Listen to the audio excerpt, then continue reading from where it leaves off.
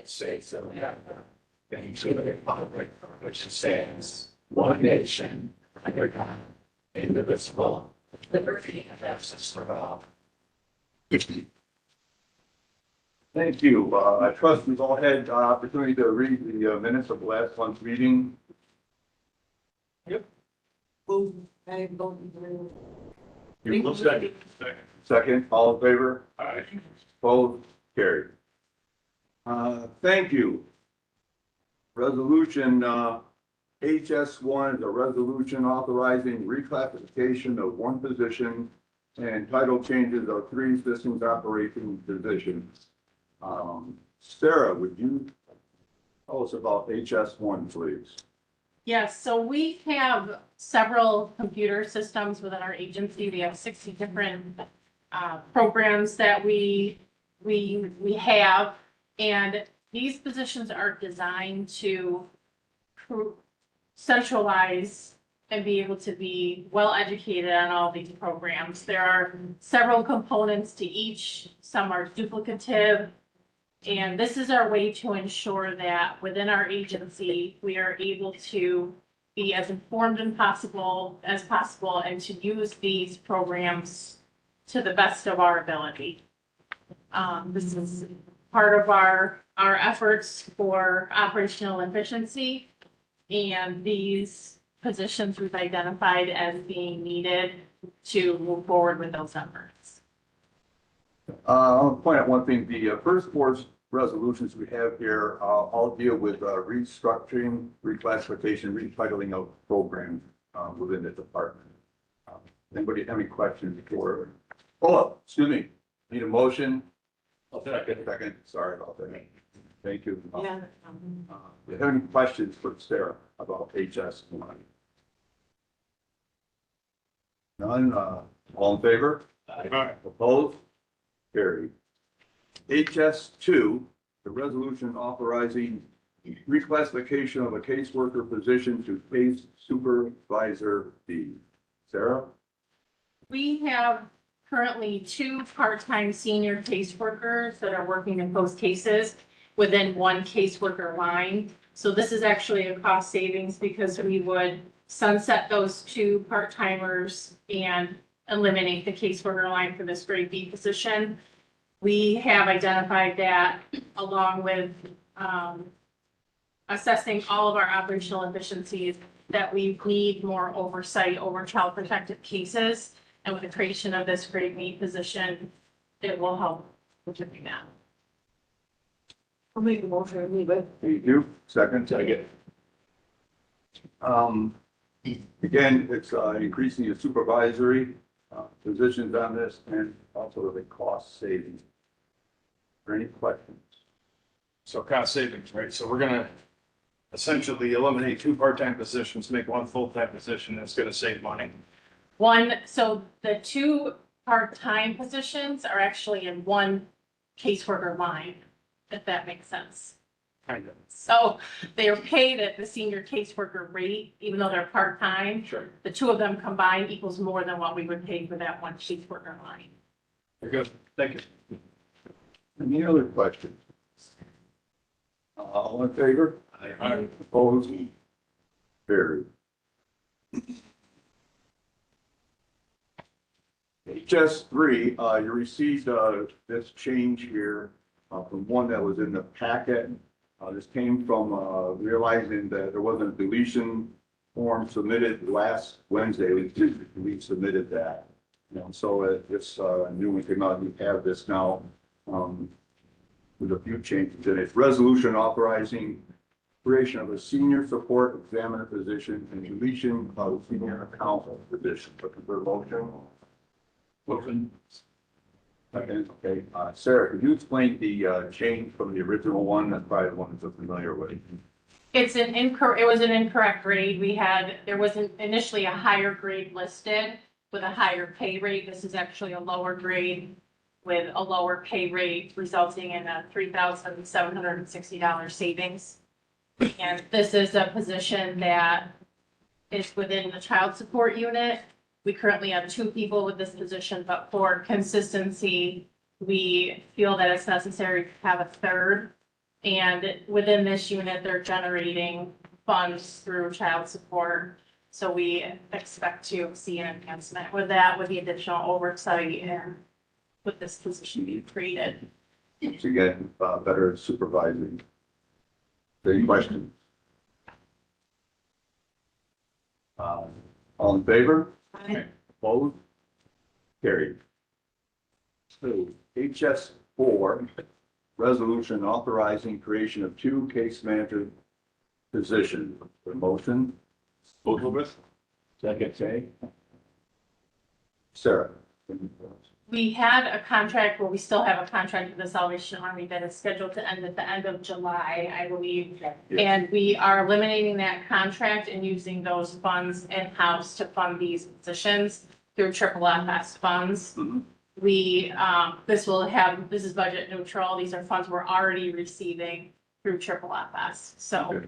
we just want to maximize the funds. And we feel that bringing those positions in-house will have more oversight and better ability to manage these cases. Better control and supervision. Better, yes. Any questions? I have a question. Just for clarity, can you explain what triple S funds are? Flexible Family First Funds. Got it right. Very good. Yes. That's something I've had become accustomed to. I'm not accustomed to all the acronyms, different things. When we get to Kathy, proper resolution, those are another one. When I hear those things pop out, man, I gotta come stop and think. What are Oh, sure. And the general public's watching these meetings. And I want them to Mhm. know what these acronyms are. Phil made us a book though. Yeah. You made us a vote, but the people watching them. Yes.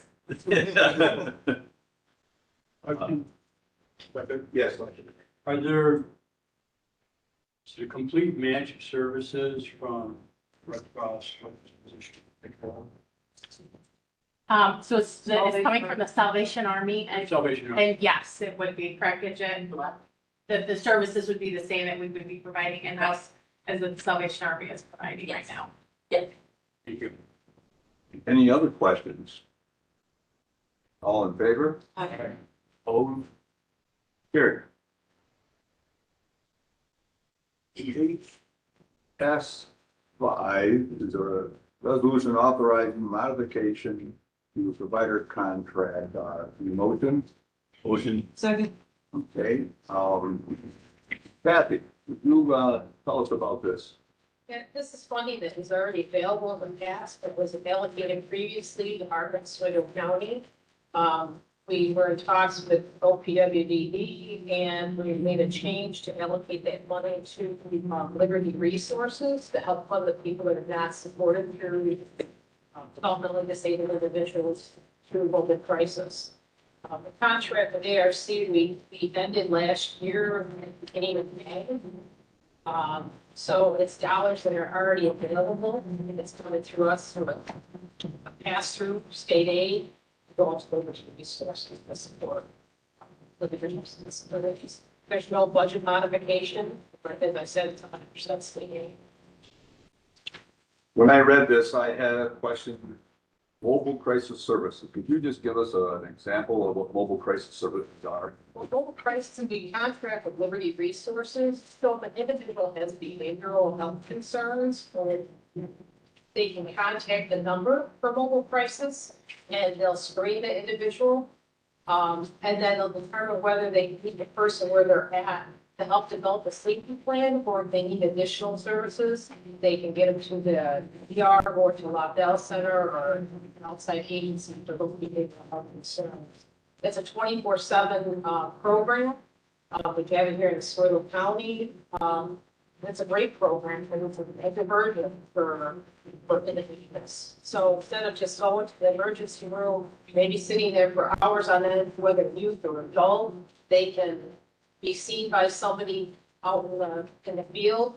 And, you know, at that point in time, that they are able to determine they can stay at home and be safe, they can do that, and then can follow up. Sounds like a fantastic program. Any other questions for Kathy?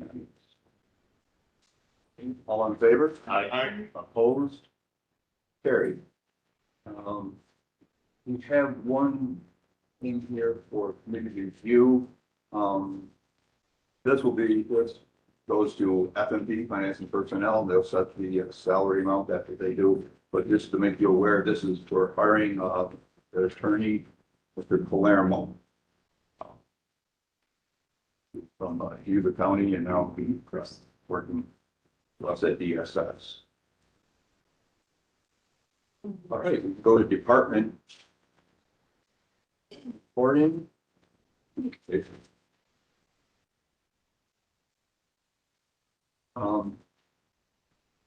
We'll change it up again this month. Let's go with Sarah Sunday, Office for the Aids. Okay. All right, so I passed out, a pack of information and items that we're working on currently. One item that I don't have on here that I know you're maybe getting questions on soon is farmer market coupons. Senior farmer market coupons. Last year, we got a bumper crop. We received 1,500 packets. We received notification this year, we're getting 600. Yeah, so last year we got extra packets because they were using up the remainder of ARPA funding that they had. But this 600 is less than we had the previous year. We had 900 the previous year, so we're all AAAs saw a reduction in the number of coupon booklets they're receiving, so we're all kind of fighting to see if we can get additional booklets. But what that has changed in our process, we might not be going into the senior buildings to distribute them. We'll go to our big venues that we do, the drive-through event at CCC in Fulton. And at that event, we'll also have food boxes. We're looking to get 200 food boxes from the Food Bank of Central New York. Then we'll distribute to our office at the Oswego Farmers Market, at the Fulton Farmers Market, and then at the Pulaski Farmers Market. And we target those locations because those markets have vendors that accept the coupons there. If we have any coupons remaining after that time, which I'm thinking we probably will have maybe a handful, if any, that'll be to pick up at our office, or if we know of someone on our client list that needs a delivery, then we will make a delivery to them to be able to utilize it. But it is, we're going to be getting the word out because they are first come, first serve. We cannot save coupon booklets for anyone. If somebody comes to get that booklet, it has to go. We cannot save it. As well, we know with last year, because we had so many, people were able to get a second booklet, and that will not be happening this year as well. So it'll be some big changes. So we're going to be working with promotion and tourism to try to get the word out. Once we get the actual final number, I'm thinking 600 is going to be our final number, but like I said, we're still fighting to see if we can get some additional ones, but we'll get word out to let the people know that it's going to be different this year, and I'll ask that you all share that information as well, because there will be people who are very disappointed that they didn't get the booklets. And they always tell us that if you didn't notify me, we will do a Blooming Health, our notification system for all of our registered users. They will get a phone call, email, a text message notification stating what the changes are this year and that they really need to try to get to the venue to get it sooner. But that we always have people that are disappointed that they don't get their booklet. Again, they're $25. There's $5 coupons, $5 coupons in the booklet that they receive for a total value of $25. So, does anybody have any questions on because I know Eric, you have them as well, and I know you received a lot less as well. Right. Yes. Fair, I have a question. Sure. So we're gonna place a setup at the farmers markets to actually give out these coupons. Yes. Okay. My concern is the seniors with mobility issues are gonna have problems getting to the office of the agent to get their coupons if they can't get them at the farmers market. We will have them at the farmer's market. Okay. Usually what we do though, we usually have so many, we go to all the senior dining sites, Sure. into all the senior buildings. Right. And then we try to outlying areas, try to do some villages or towns, Right. to do that as well, but we won't have that many, the booklets will be gone very quickly. Okay. Thank you. Any other questions? Okay. Is that- Sorry to mean to bring that information at the beginning. Our Oswego Congregate Dining Site has opened though. It opened on May 12th and we had 15 participants the first day and the second day, it's open on Tuesday and Wednesday.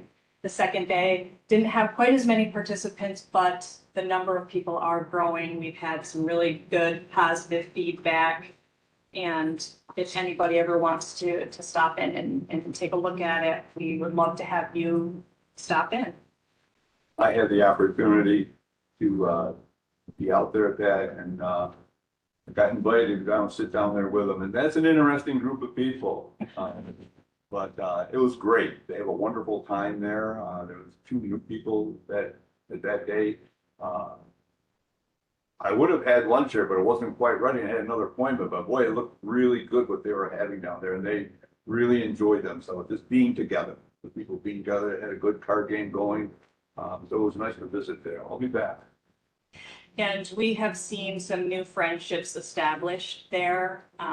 Actually, last Friday, a group that just met at the Oswego site, they were carpooling together to the Fulton Dining Center to play bingo because Fulton Fridays bingo at Fulton. So they, 2 or 3 of them carpooled together to Fulton. So that's what I like to see, that, friendships that are being established. A nice delicious meal and some camaraderie is nice, but having that friendship established. Absolutely.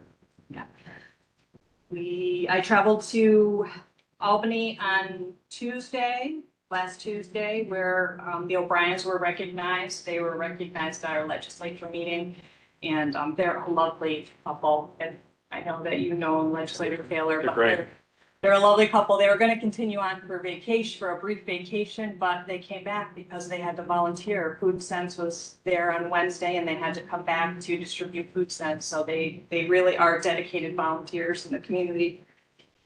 I've had a great opportunity to run into the O'Briens the last week or so in numerous places and they always come right up and say, thank you for the recognition of them being there.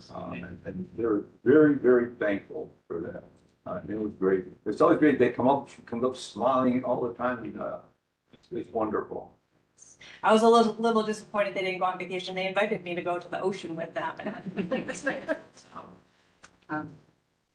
I had mentioned at our last meeting that the State Office for the Aging was on site to do our nutrition evaluation. That was concluded. We received the report, and as I reported, the only finding was that some of the day's nutritional values didn't meet the 2/3 that it needed to. So some days it was vitamin D, some days it was fiber, some days it was potassium, and sometimes it's very hard to get food items that are palatable to get all those. If you average it out for the week, then it always averages out to what it needs to be. But on a daily record, they did have some deficiencies. So I will be working with OCO to get a corrective action plan to the state to let them know how we plan to address to get those additional nutrients and into the daily meals, as well as there were a couple of days that the sodium was a little higher than it should be and the fat content was a little higher than it should be. So we will, but that's the only thing that they could find, some nutrient values that were off on the menu. The rest of the program is, high marks on what's going on with the meal program. So that's, to me, is not a bad thing. It's a good thing. And a lot of our older people probably need some additional of those items. Let's see, last week we partnered with Jefferson, Lewis, and St. Lawrence counties to bring the Aging Forward Caregiver Education Day to JCC, Jefferson Community College. It was an all-day event. There were 125 people altogether there. Very positive feedback. The negative was the food, which is, again, if that's all the negative that they have, but there was a lot of great information provided by the State Office for the Aging. Lifespan of greater or Western New York, And then there were little breakout sessions where they could go to music therapy or how to avoid scams, some meditation. So there were a lot of little items that were helping caregivers to give them some additional tools so they can be, take care of themselves as they're taking care of their loved ones. And we're hoping to have that be an annual event now. We had 5 people register to take the bus. Mobility Management set up a bus for us to do a park and ride from Plasky, so people, Oswego County residents didn't have to travel all the way from Oswego to Watertown. So we did have 5 people registered to take advantage of that option. We had our first in a while drop-in pet adoption day, and I see I have a typo on here. It was on May 11th. Syracuse.com did a story, so if you go on Syracuse.com, the animatronic pets, it shows that event. We have another one coming up this Friday for potential pet adopters, and that is in your packet. We received 20 licenses for Silver Shield. Silver Shield is a personal scam assistant, which once you receive your license, if you receive a text message or an email, you can send that text message on or email on to Silver Shield, and they will let you know whether it's a scam or not. And if it is a scam, how to address it. We also get a monthly report of the people who are licensed with Oswego County, notifying us of how many potential scams have been spotted and how much savings that is. Since it is so new, we only had 1 person registered for our first report. It had been alerted to 2 scams and $900 potential savings for those 2 scams for that 1 person. So now that we have more people registered, I'll be happy to share with you how much potential savings that our registrants have received. Our longest day walk was formerly longest day is now I Will Remember You Walk is at the farmers market on Thursday, June 18th at 5 p.m. You're all very welcome to stop in. World Elder Abuse Awareness Day is June 15th. For both of these events, we ask for maybe on those days, if you can't attend the events, wear purple because purple is the color. We'll also be putting pinwheels out in front of our office to bring attention and notice to World or Elder Abuse Awareness. So those will be out. You see, you drive around the building and see the pinwheels. That's what that is for. Our senior picnic, save the date, is August 19th. It will be at the Fulton Polish Home. We noticed last year when we had it at Camp Zerby, sitting down at a table with chairs was beneficial. Having our older people sit down at a picnic table is not the best. It can warrant injuries or falls. So having it indoors at tables in that venue, they donated the space and we can get a lot of people in there. So hopefully we'll be able to accept everyone that requests or registers to attend. And then the last thing on my list are Happy to Chat benches. The last 2 were delivered on the 21st. And we're happy to say that they're all in place. Once our sign outside of our office is up that says Office for the Aging, we're going to do a photo with all the participants. Mental hygiene, Nicole and her office funded the project. City BOCES, they built the benches.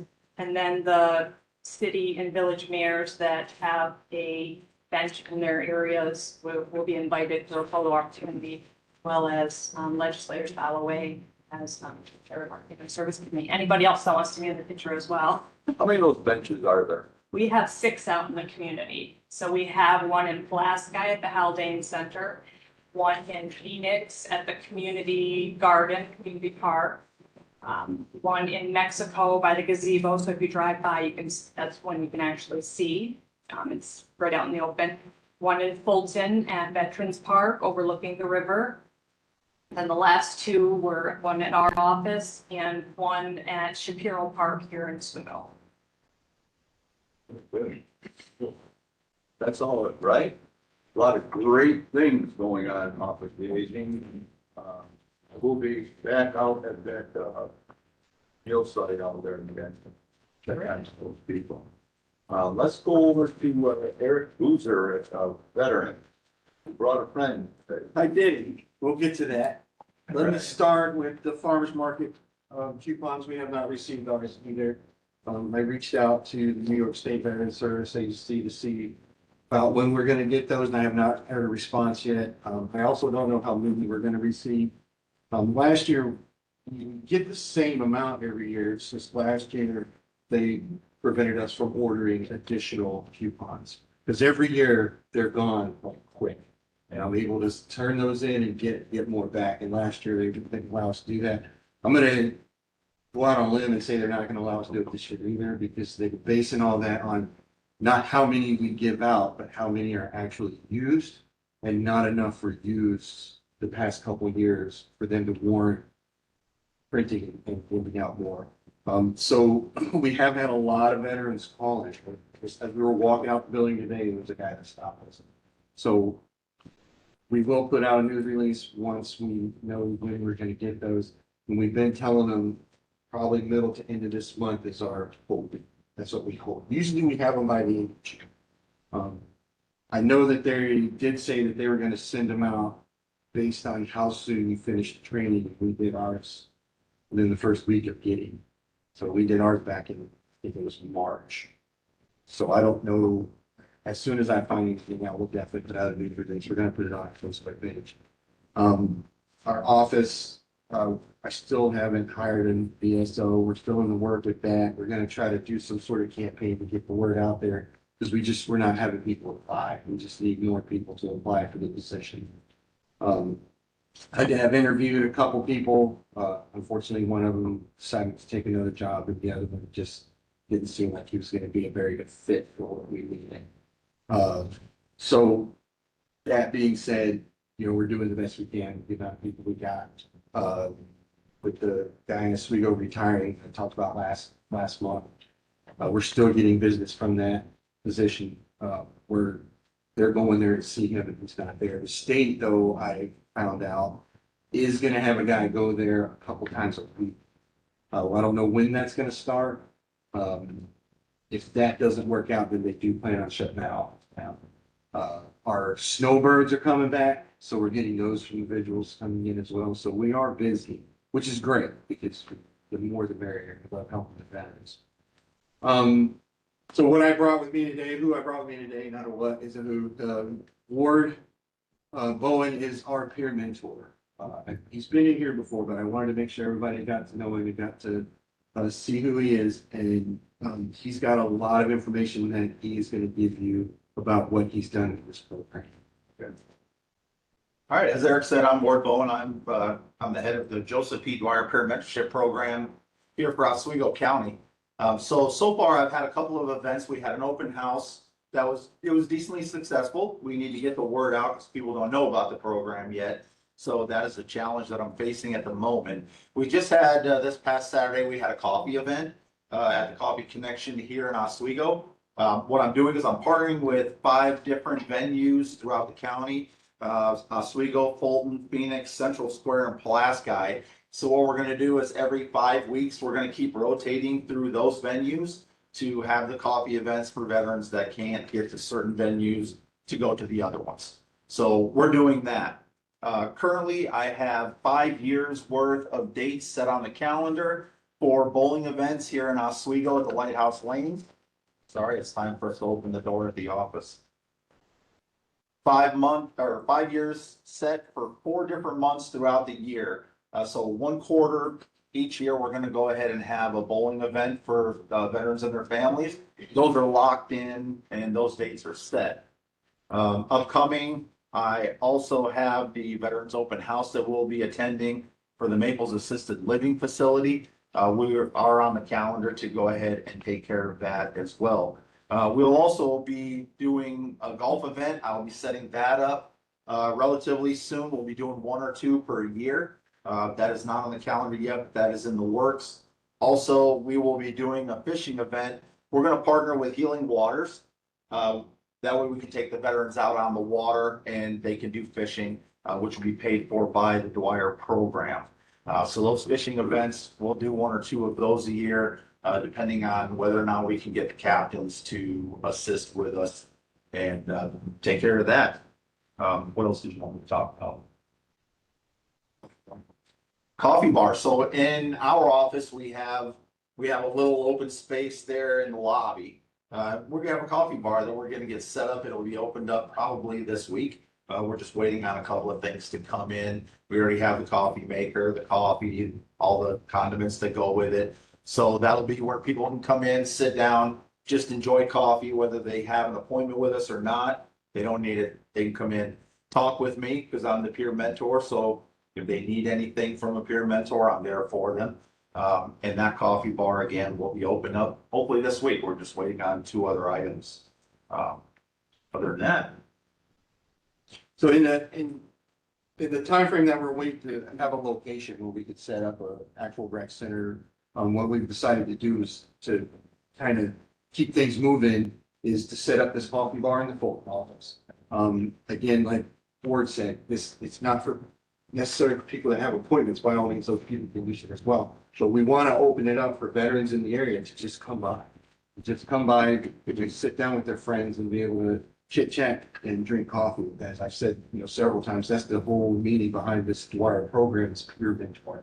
It's so that they can sit down with Ward, or they can sit down with other veterans who have experienced the things they've experienced and made it through it, so they can help each other get through the difficult times of their life. I am going to try to work on setting one of those up in Pulaski, in the courthouse there. And then hopefully we can get something set up in Oswego. I just don't know where yet. So that's the plan now, that way we can just get these places set up. Because there was a survey that we put out, it was the Oswego County Suicide Prevention Collaboration put out a survey, and one of the main hits on that survey from the veterans was that there's nowhere for them to go hang out.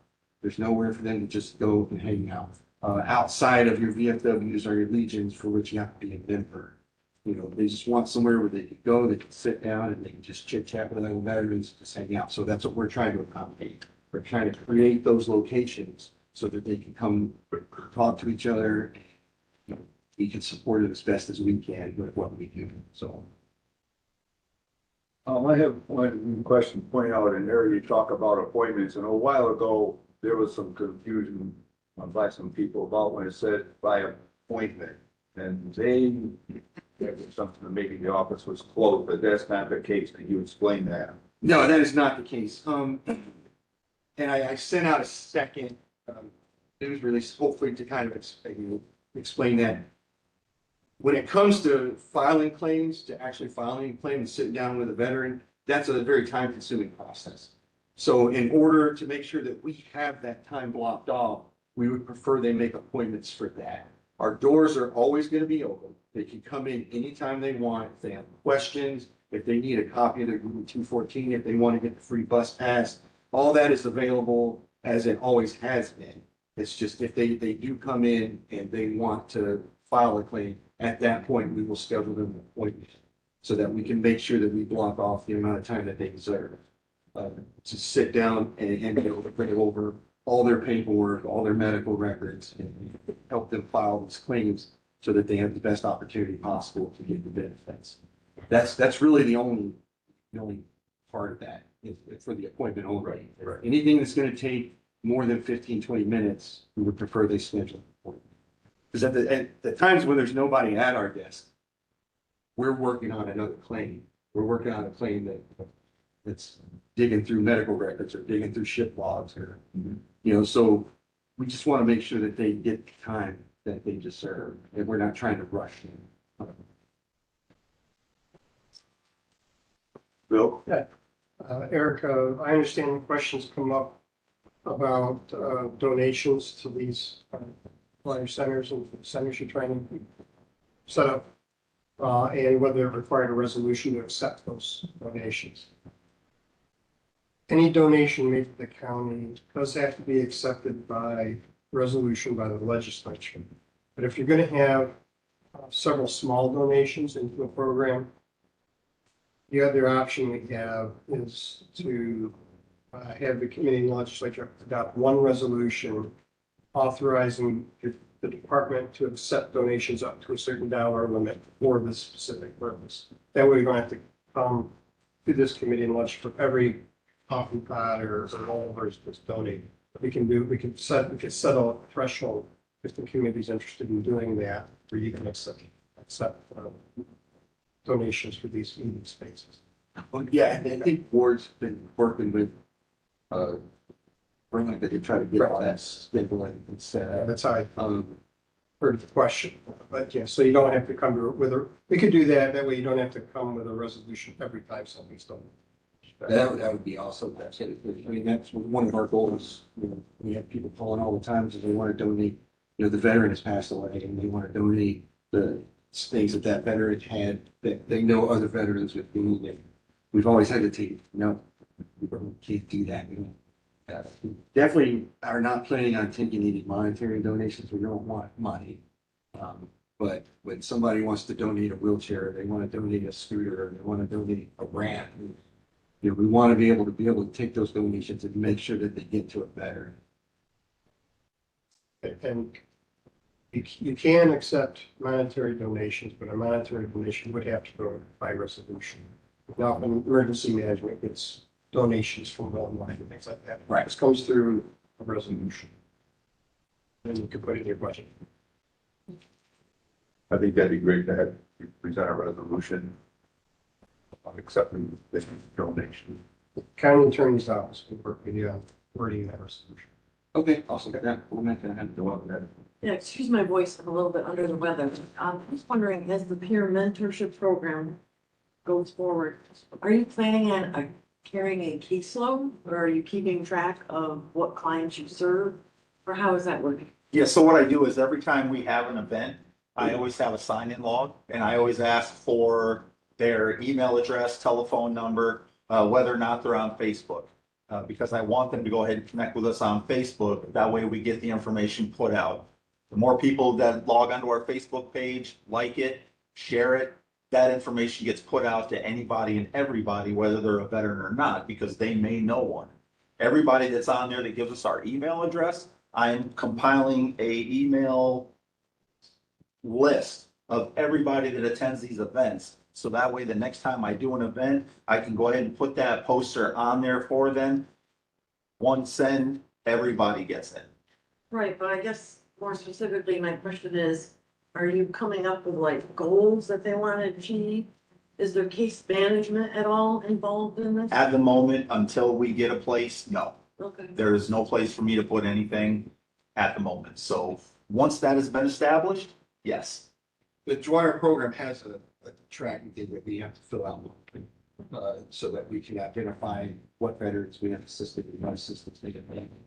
A majority of what Ward is going to be doing though, turning those veterans to us as VSOs. So we will track that market, or he'll be sending them to other community organizations who will be tracking their case management. Do you have anything else? Oh, I'm sorry, Brian. Yeah. So Ward, there's a lot of information out there about the correlation between fishing and post-traumatic stress. Self healing or self. What's the word I'm looking for? But anyways, there's a lot of information out there about fishing and PTSD and PTS treatments. Correct. And I really like your fishing program, and I'd like to see perhaps a few more fishing trips, if that would be possible. Absolutely. I can schedule it. I just need to learn and find where these people are. Sure. Because just starting, I don't have the information yet. I'm doing a lot of digging on my own. Yeah. So I'll find those. I also want to see if we can do equine, horses, our therapy as well. Sure. And also dogs. I would like to get PTSD dogs Dogs are and great. stuff like that involved as well. Thank you. You're welcome.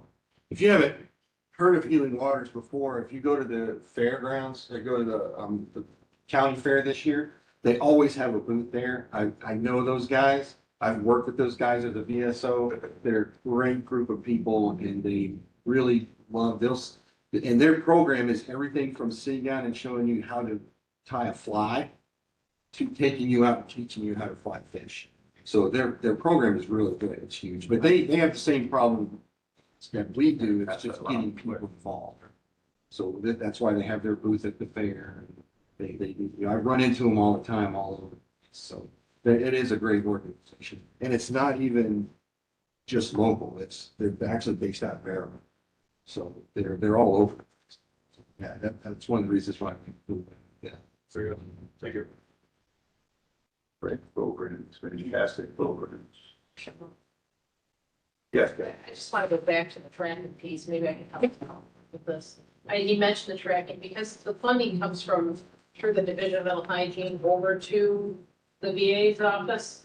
I'm the one who actually takes care of the monthly stats, so he is keeping track of all those numbers and all the information that we were asking. Thank you.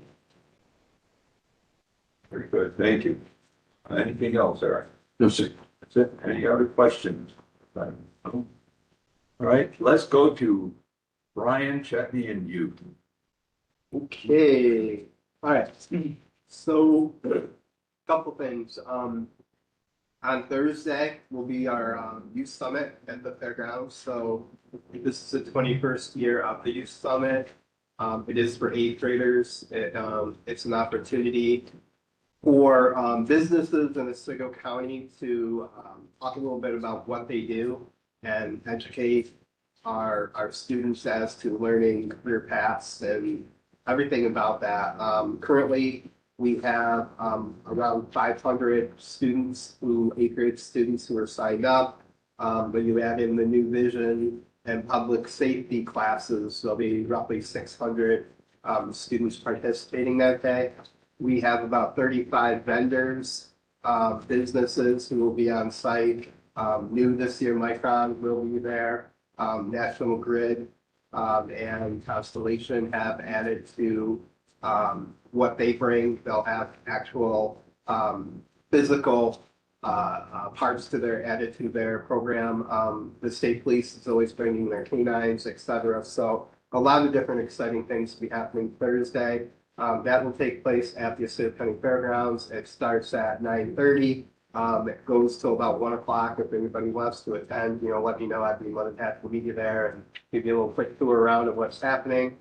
Our Leadership Oswego County Youth class graduated last week. The graduating class had their ceremonies at Camp Hollis. Recently, they did some debates and presentations, and the Help Me Grow program was there to do a green activity game with them.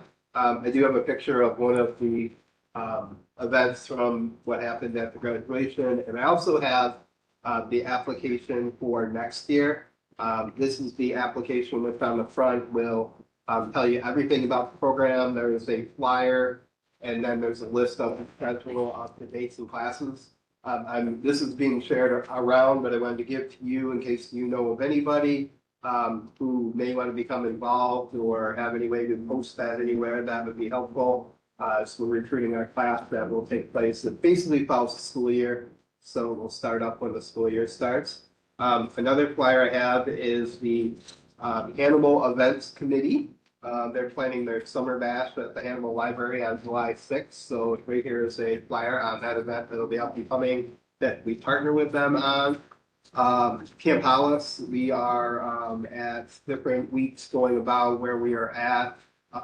Certain weeks are high as full capacity to other weeks that looks like our low number is about 64% capacity right now. So we are well on our way to maxing out our campers for the summer. Right now, between the day camp and the overnight camp, we are at 67% capacity right now. So we will fill a lot more between now and when you think about it, school's not even out yet. And we are well off to a good start with that. Staffing, we still need one lifeguard counselor. All the other positions have been filled. That position is an overnight position. So When you work at a place like Camp House, you either love it or you don't. There's really no in between. So that's the hard part. When you find people looking for work and they're really excited that they get to live out there and live there. So we have one spot left. Another interesting statistic is in the month of June, we have an event at Camp House pretty much every day. So between schools or different groups using the facility, pretty much every day in June, we have something going on. Currently, we are dealing with a hopefully small pool issue that is going about it. When you uncover the pool, I've talked about this before, sometimes you come across some things that weren't there when you closed it. Winter's gonna be tough here. We have a company evaluating right now. We have plan A, B, and C. I'm hopeful that it's not gonna be anything crazy. But stay tuned on that we're evaluating this piece of it to move forward. We are working with the workforce program to have a trail crew out to Camp House this summer. They'll be working on the trails. Ideally, we would like that trail crew to be at Camp House, Independence Trail, and Camp Survey, but the way the program is structured, workforce can't transport them, so we have to pick one of the sites. And to my understanding, it's also based upon who applies to that program and where they live, and more apply in the Camp House area than Camp Survey. So that's why we look to do that right now. In a perfect world, we'll do both, but that's where we are right now working with that. We had an electrical issue that needed to be addressed at Camp House. That's being handled within the next week or two. We have some work done out there, and this is some additional work that goes forth from the work we did on the cabins, but should be taken care of. Our school season for Legends is starting to wind down. We're in the last 2 weeks of that. Field 5, as many of you recall, was a capital project to extend the field to make it varsity worthy size-wise to be so varsity teams to play there. The sod is recently been cleared. Everything has been cleared. And last week, Mexico High School hosted the first game on there. They played Homer in their sectional game. I believe Mexico won that game. So the first game on Field 5 outside of tournaments have been played, and everything to my understanding. Did anybody hit it out? I don't think they did, and I'd have to ask them that one. It's a pretty good shot. I went out of it now. You're talking Yankee Stadium basically. It's a long field now.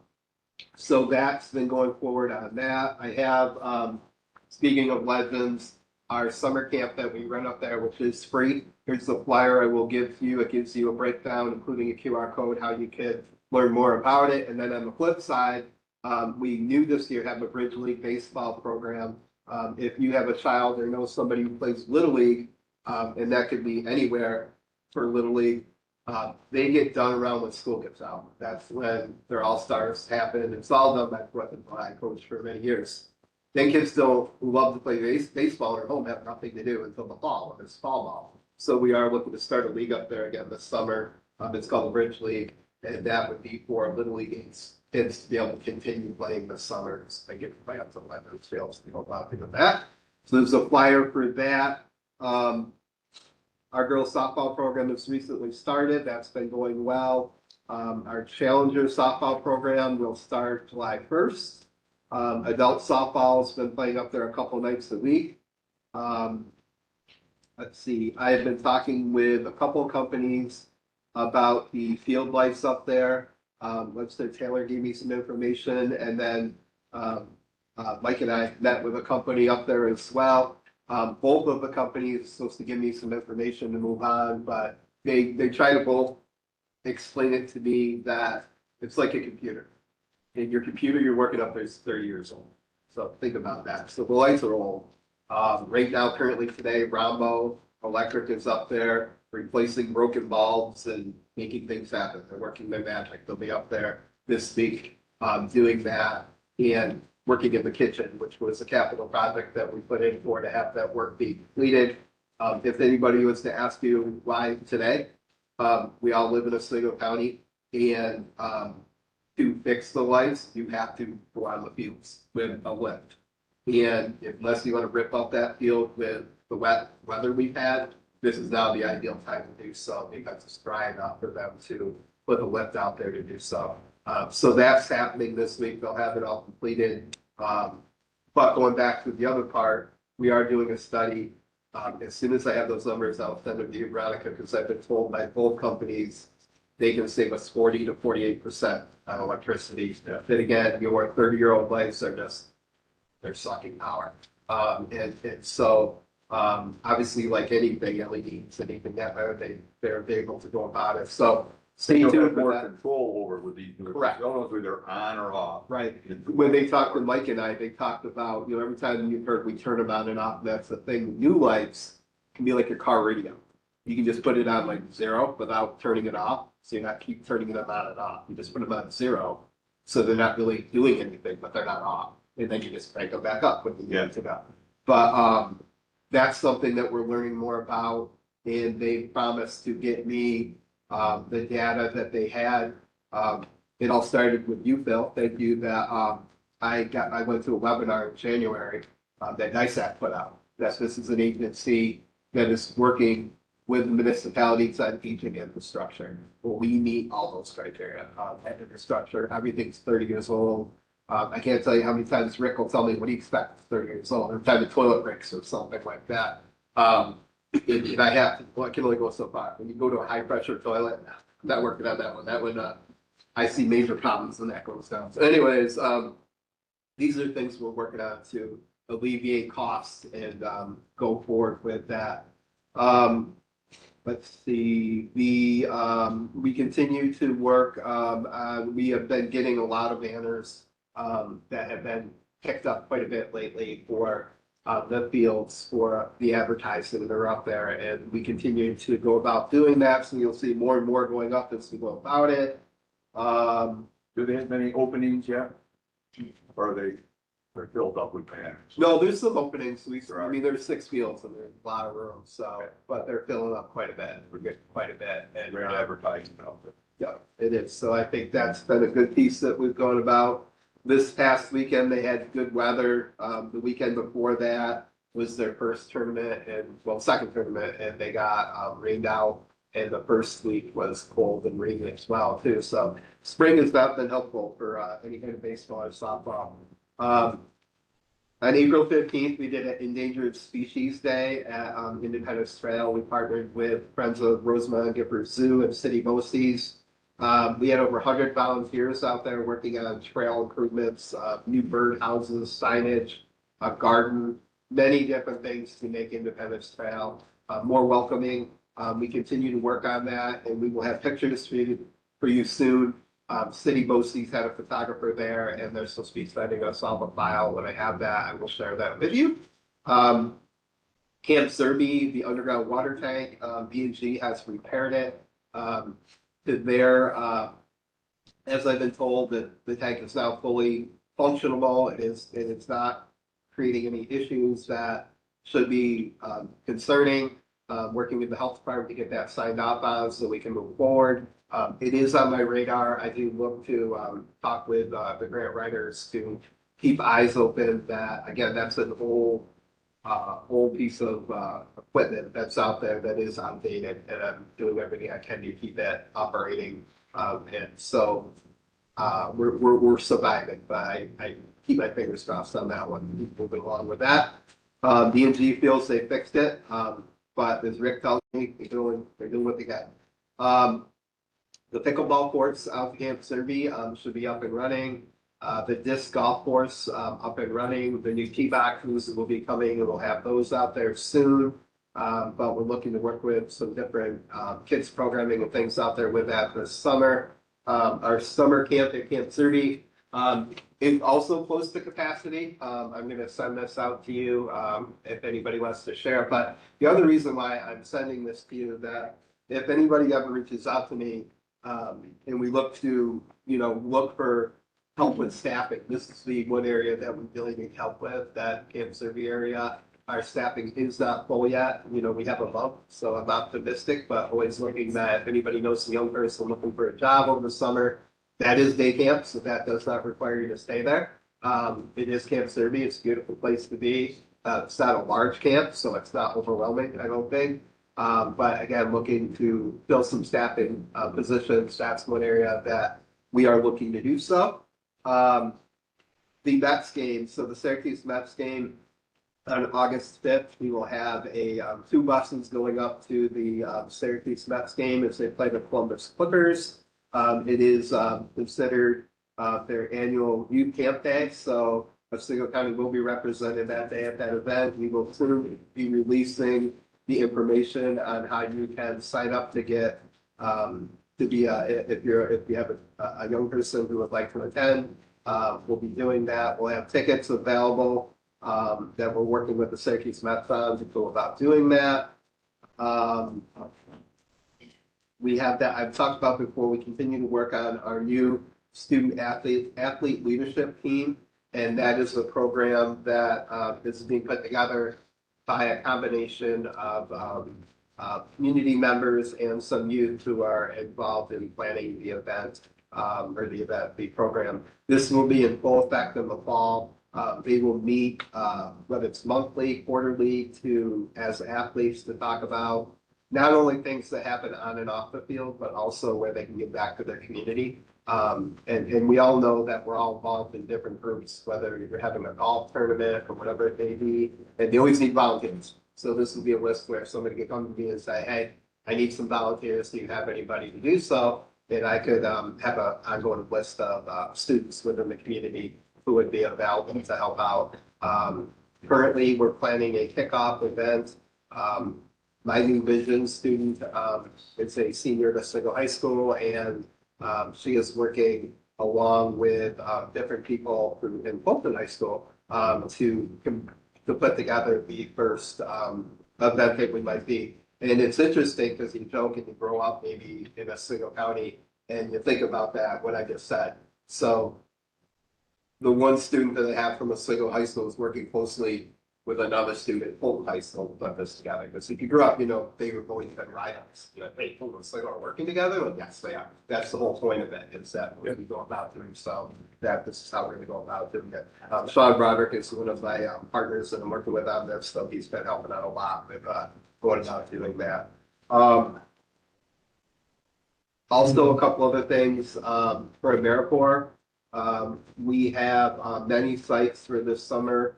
Camp Foundations, Camp House, Camp Serby, Legends, Oswego Bookmobile, Lacona Sandy Creek, Fulton War Memorial, New York Adaptive Golf, and the Fulton Y have all requested 40 members for this summer. We are close again to capacity there. We have a few slots left. So if you know of anybody interested in doing AmeriCorps this summer too, please have them reach out to me as soon as you can, and I can get information to them. We just started our continuation grant for we're going into year 2 of 3.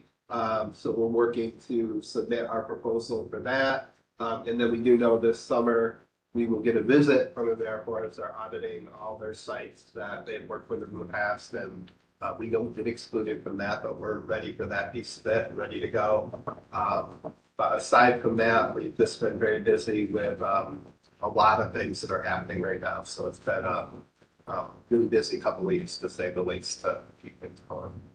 It's like to say, you and your team are very busy. Right, good there, but Facilities well used. Does anybody have any questions for Brian? legislator Klein's not here, so.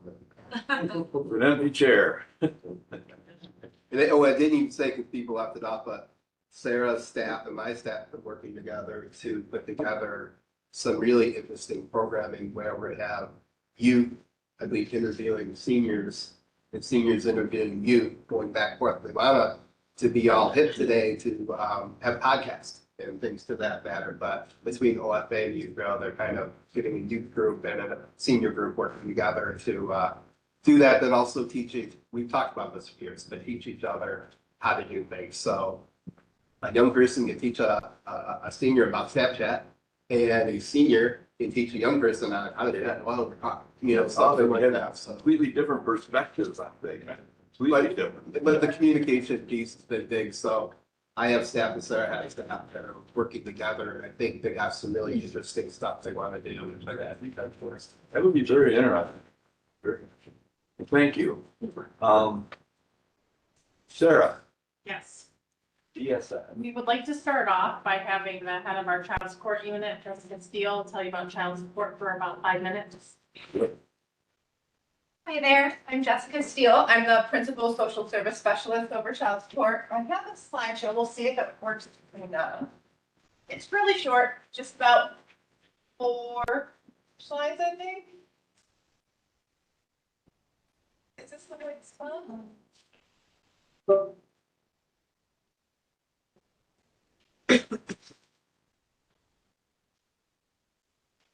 I'm just basically going to go over the purpose here today, show how child support supports family and brings them money, and just asking for support with staff training and some partnerships that I think there is a lot of uncharted or untapped territory for enforcement measures that we're not touching on in child support, that I really think that with the legislators' help and the law enforcement side and the legal side, I think there are certainly ways that we can become more effective with our enforcement of child support. Let's see. Next. These are our numbers that year to date so far we carry about 5,847 active cases as of, this is the end of April because everything is a month delayed. The child support unit for our county has collected $5.19 million. We've established paternity. And if you look in your packet, this is all pretty much information that's already there. And please let me know if there's anything you'd like to see in this packet that you don't see. And I am making it a little more readable and bigger to be a little more helpful. And this is just on who we serve. These are cases receiving assistance, meaning public assistance, people that are on public assistance. Those are the cases that were formally receiving assistance. And these are cases that have never received assistance. So these are the cases that the parent has come to us and said, I need help getting child support for my other partner who is supposed to be, for my ex who is supposed to be paying that. And those are the cases that we work on as well. And keep in mind that each type of these cases have different rules and different ways we go about trying to enforce the child support measures. And that definitely requires a lot of legal, financial, customer service knowledge. And a lot of my staff right now is less than 2 years old, so in that role. So we don't have a ton of experience. And these numbers are just with less than 2 years experience. So I think as we see the program build on knowledge and training, you're going to see these numbers grow, along with that senior that we just spoke about earlier that you approved, and then once it goes to the major body that's approved, that will definitely help. Because right now there's 2 seniors overseeing about 19 people, and by putting that other senior in place, we're going to offer a lot more mentorship opportunities and putting that knowledge into our staff to improve our enforcement measures and the things that we can do.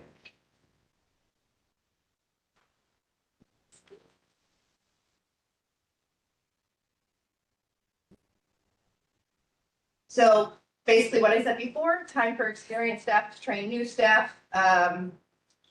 We're trying to provide court coverage. We have a few people that are trained in court matters and we have one worker that is down in child support court full time.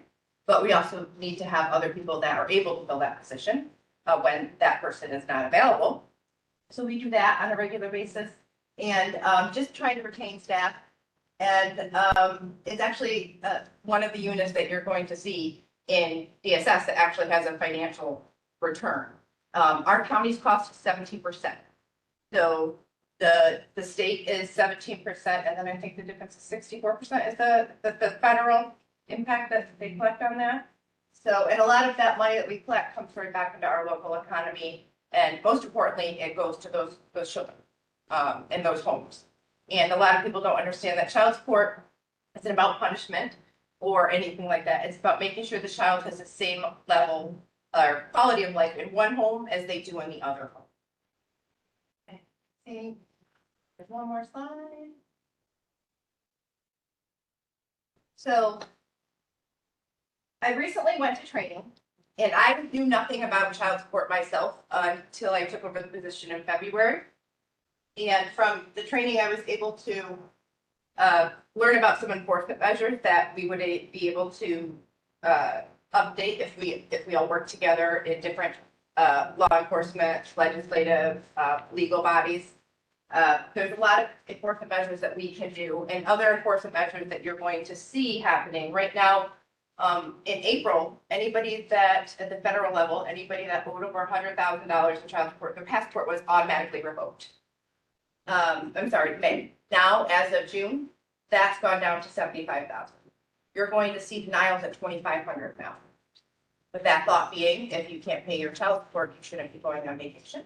There will be exceptions for emergencies, of course, and for people that are having family hardships, things like that. There's always that exception, but that's all not done by us. That's done by the Department of State. There's one guy in Albany, and he goes ahead and handles all of those calls. That's nothing we handle.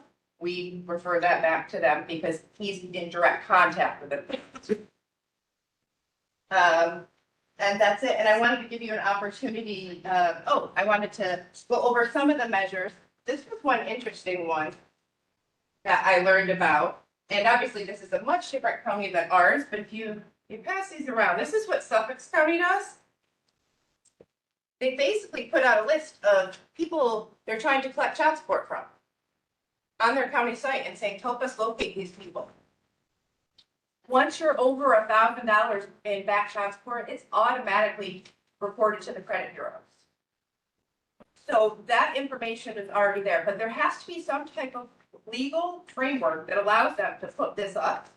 And I'd like to pursue how we could look into something like that, because there's a lot of times there's people out there working under the table and never telling anybody about it and not paying that child support. If we could get that information, we'd be doing a better job for those kids and for, those enforcement measures.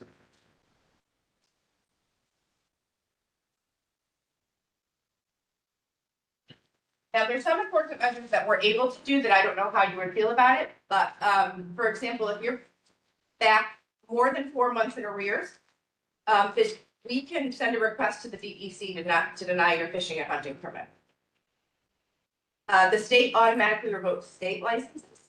So if you have a medical license, an esthetician license, cosmetology, that type of thing, the state will automatically revoke those licenses if you get too high on them. But another one that I was interested in just mentioning, and I don't know how you feel about it, please feel free to reach out to me with any questions after. If questions come up after, I can answer any questions now that I have the knowledge and with my limited time in that position. But also, I could stay and give you my contact information, or I'd be happy to, if I don't have the answer, get that answer back to you. Give my email, my phone, any of that. But because I know that our county, I'm proud, I love the Second Amendment. I have my concealed carry permit, and I think that it is something that we do in the county. It's a check that we could do before we issue a concealed carry permit. If we make it a policy that you have to have your child support up to date before we issue that, or at a certain amount, that's something that we could legally, make sure is paid and your ducks are in a row. Just like I know that, you have to submit whatever with your pistol permit application. There's certain things that are required. That's something that we could possibly pursue. And there are definitely some other enforcement measures that we could work with the sheriff's department on as well. Any questions? Very good. Thank you, Jessica. You're welcome. Thank you very Thank you much. for having me and thank you for your time. Thank you. Sarah? I have some more updates. I can go ahead. So I'll start with protective services. Protective services continue to focus on workforce development, case accountability, and oversight structure evaluation. Primary operational focus in the near future will be enhancing training for newly hired staff. We typically say that it takes 5 years to fully train a caseworker so that they're competent out in the field. But we don't have the luxury of time. This is not a position that sees a lot of longevity. So we are hoping to condense our training and making it as concise as possible so that after a year, people are able to adequately perform their job duties. We have case closures continuing to remain a top priority for the division to ensure timely service delivery, appropriate case management, and reduction of long-term agency risk.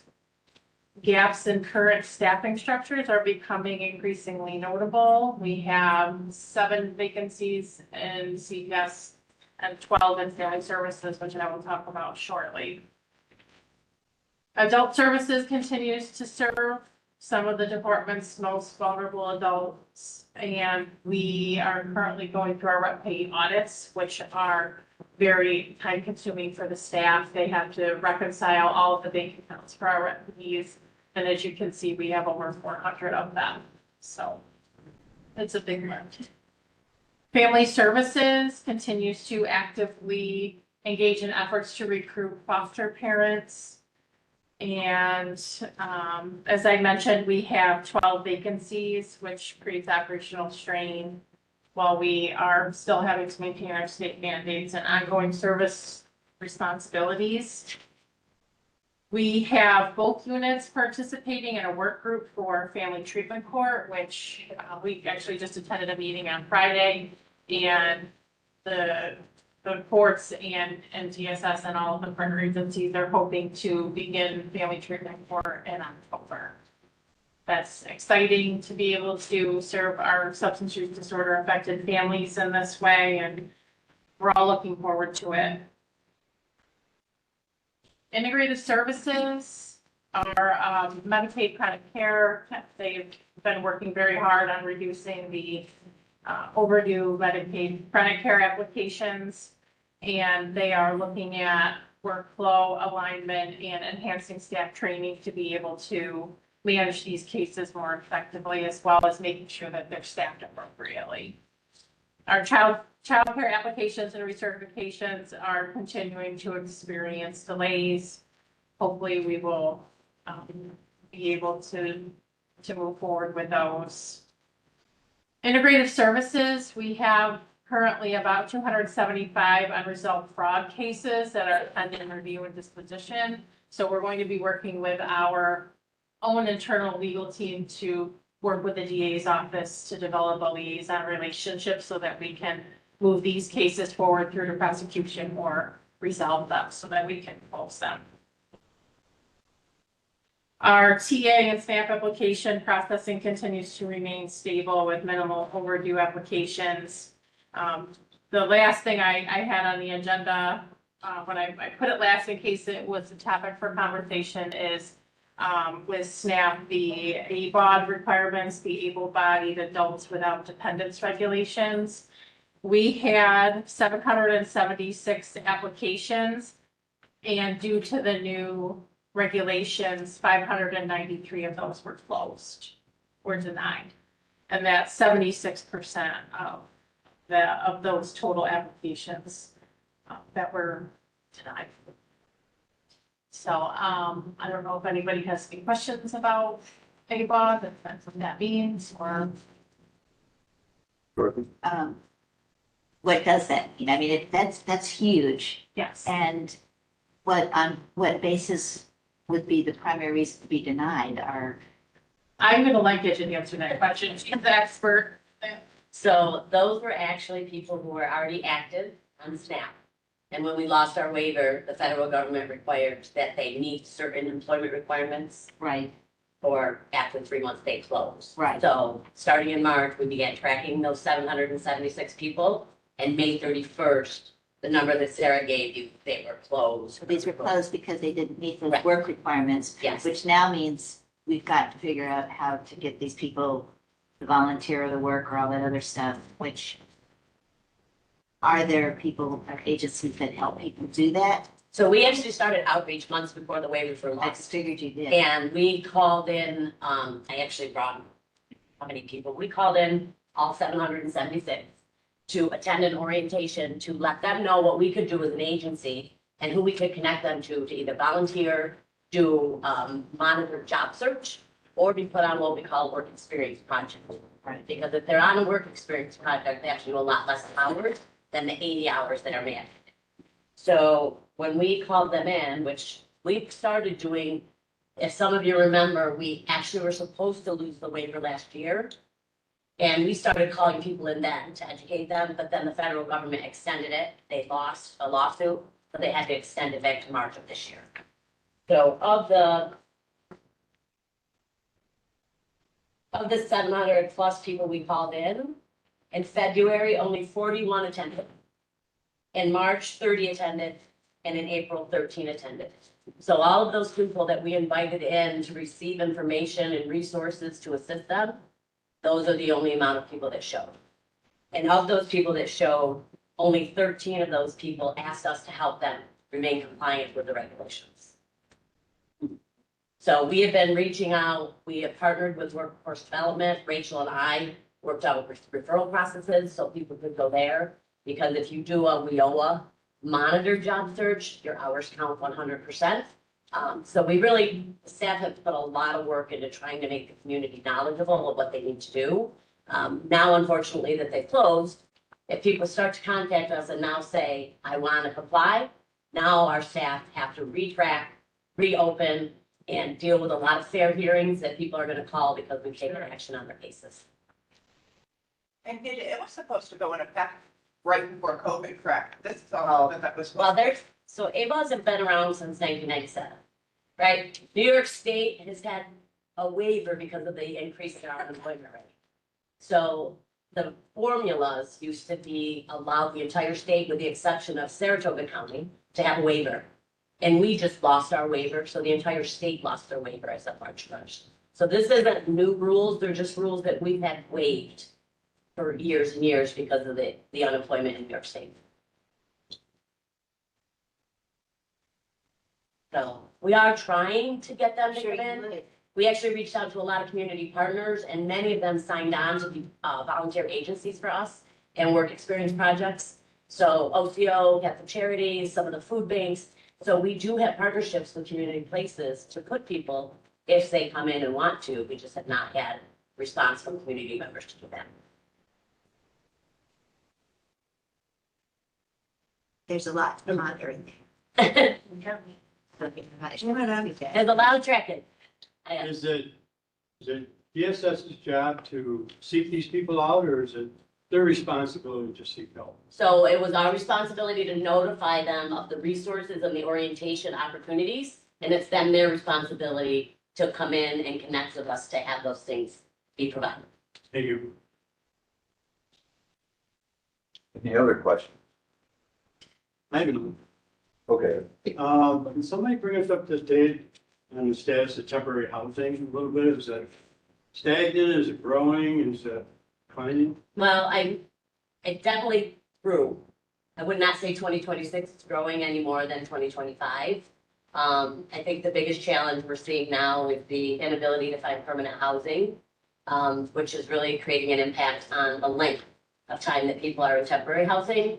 I have been working with the state. I just attended a regional meeting, and there is a program or a plan that we can submit to Office of Temporary Disability Assistance called PASS, which is Public Assistance Shelter Supplement. So you know how I've spoken about the rental supplement program? This is another plan I can submit requesting approval to get additional funds to provide for shelter for permanency. I just started working on the plan. It will have to come to the legislative body for approval if that's something we decide to move towards. But if we can provide people funding to live in permanent housing affordably, that's going to drastically help us reduce our temporary housing. I mean, I've submitted those figures to people, how much was spent over the years, and it's pretty extreme. With that program, the recipient would be required to provide a certain percentage of that. So with this program, this plan I'm talking about, they would have to be on public assistance, unlike the other programs. So if they had income, yes, we could require them to contribute, but if they're on straight temporary assistance, one of the challenges we face right now is a single person on full public assistance, their grant's about $500 a month. So where in Oswego County can you find an apartment and pay your bills and pay your personal needs for $500 a month? And that's not a Oswego County issue, that's a state of New York issue, right? That's their shelter supplement. If I apply for this plan, they will allow us to provide them additional shelter amounts up to 85% of the fair market rate. So it's a pro and con. We can start with families because people who may not be familiar, family assistance is reimbursed at 100%. But safety net assistance is the one that costs local dollars. So it's definitely something we're gonna have to look at. I just started getting the figures together with the state. And I plan on putting something together for Sarah and Lee so that we can have a discussion with, or we may have a discussion with. But the percentage of those are mainly singles, not families. Percentage of our homeless? Yeah. I think the last, yes, they are, but the families has risen. It's resident families. Yeah. So I think in 2025, our total homeless was 1,119. And of those, 662 were single only adults. What was that number? 662. And 432 were adult and child. So I mean, they're not as far off as people think, Yeah. but there is more single people in the community that are experiencing. We're not that far apart. Yeah. Thank you, Sarah. Thank you. That was all. That's all you have? Would you have any questions for anything? If not, I'm looking for the appropriate motion. Motion. All in favor? Aye. Opposed? Carried. Thank you very much, everyone. So I don't know if they're